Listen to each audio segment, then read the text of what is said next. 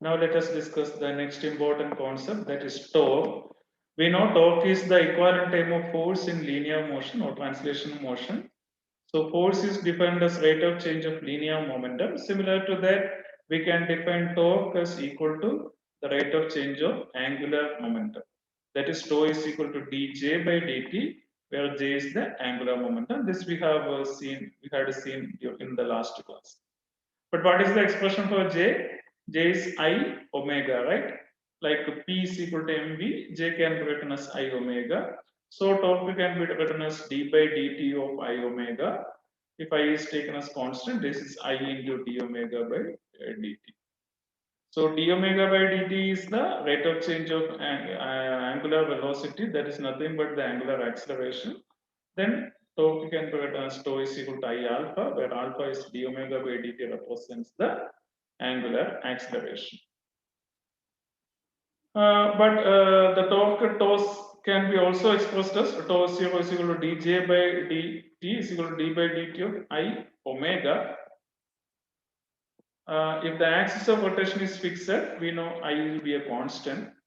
Then if I is taken as a constant, then this expression becomes tau 0 is equal to I into d omega by dt. Actually, this is the case when we consider if the axis of rotation and axis of symmetry of body are not same.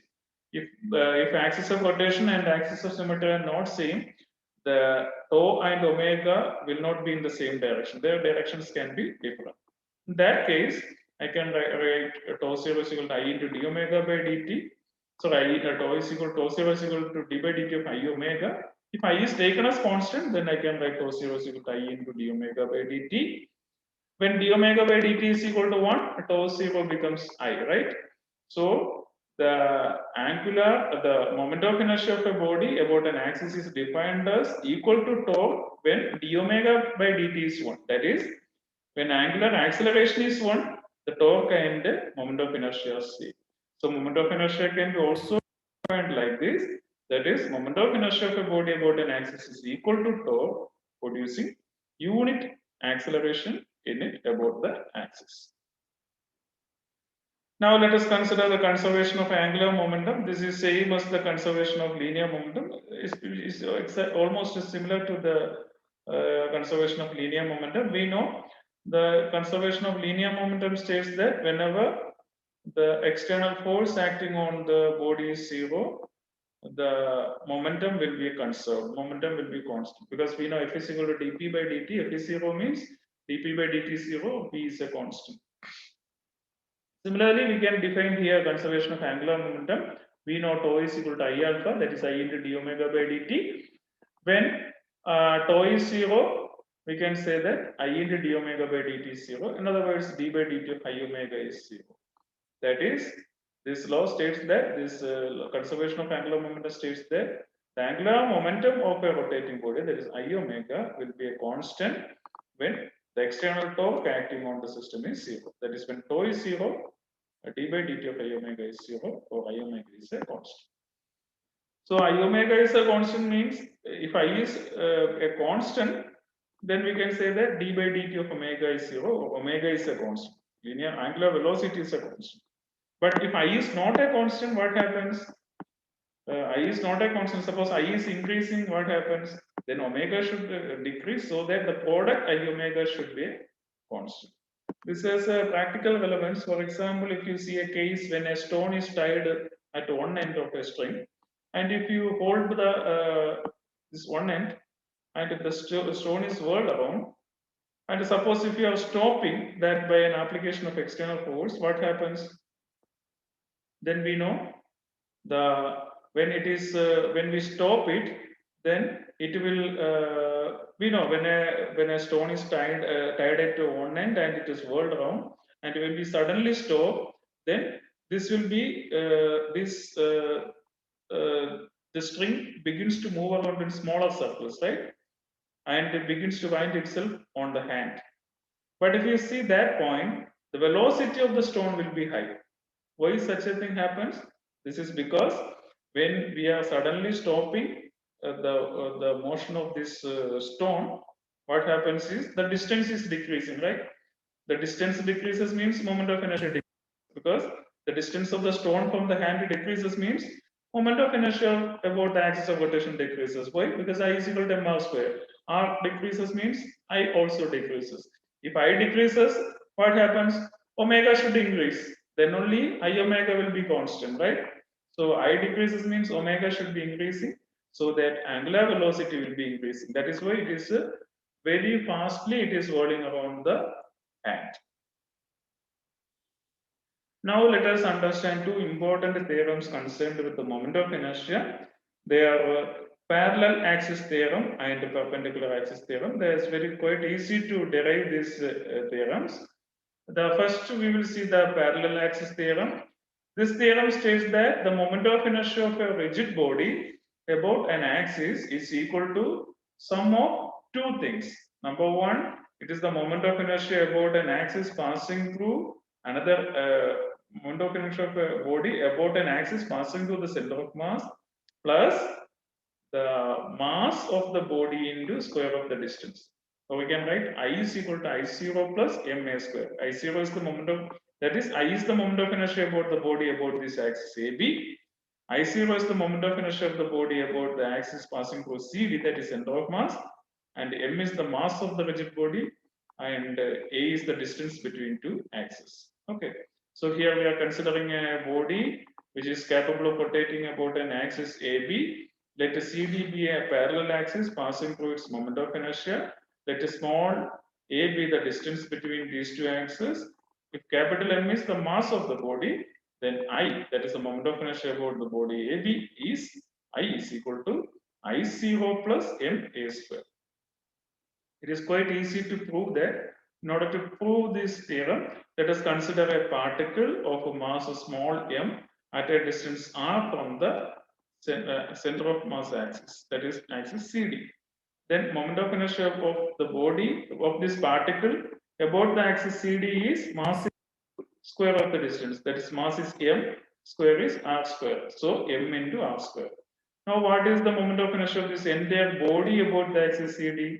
We have to sum it up, right? The body comprises of a large number of particles of kind of this mass m. So in order to find the total moment of inertia, we have to sum the sigma mr square, right?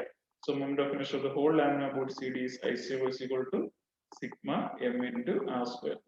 Then what is the moment of inertia of the particle about the axis AB? If I want to find the moment of inertia of this particle about this axis, then what I have to do? Mass into distance square, right? Mass is m only. What is distance? Distance is this entire distance, r plus a, right?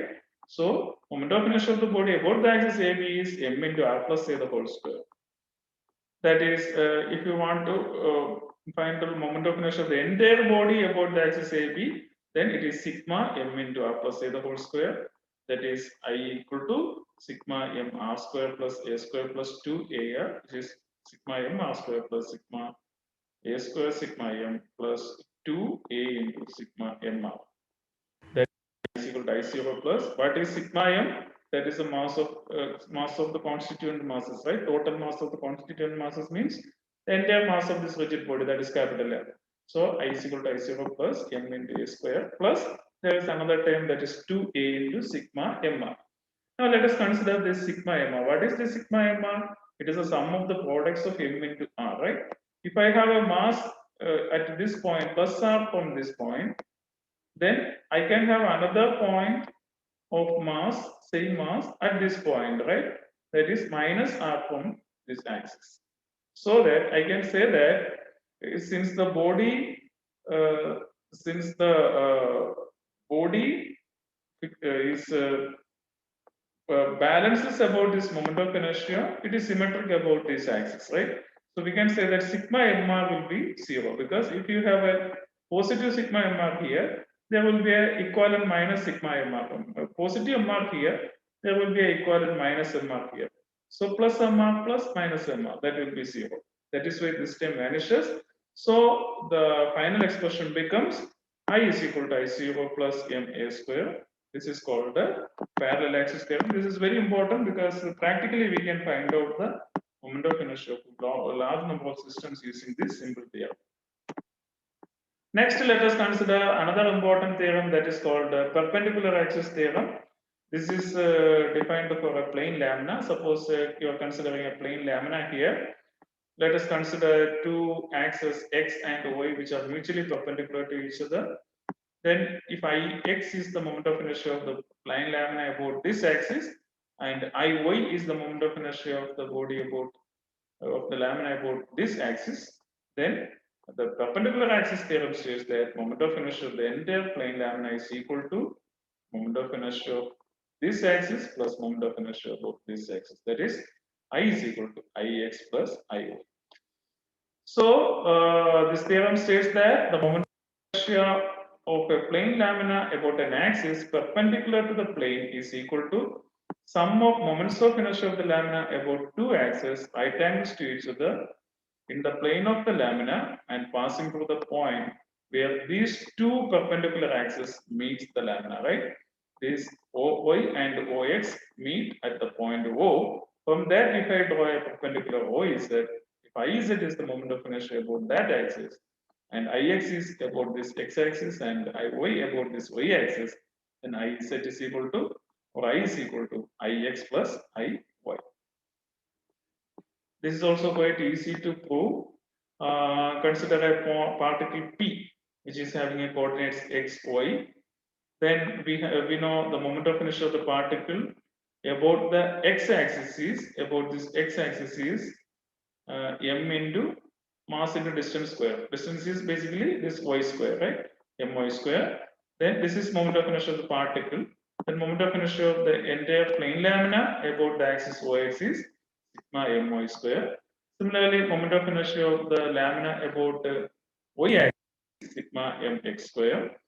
But we know if P is the point and if R is the vector representing P, R is the vector from the origin O, then we can write R square is equal to, this R square is equal to x square plus y square, right? This is quite easy.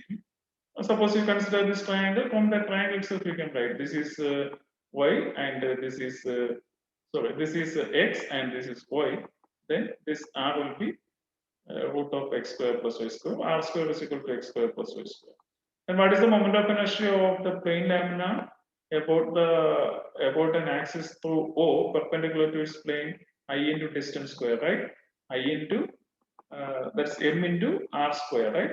That is, but r square is equal to x square plus y square. So I is equal to sigma m r square is equal to sigma m into x square plus y square. Sigma m x square plus sigma y square, my square. But what is sigma m x square? That is I y. This is I x. So I is equal to I x plus I y. So that gives the proof of a perpendicular axis theorem.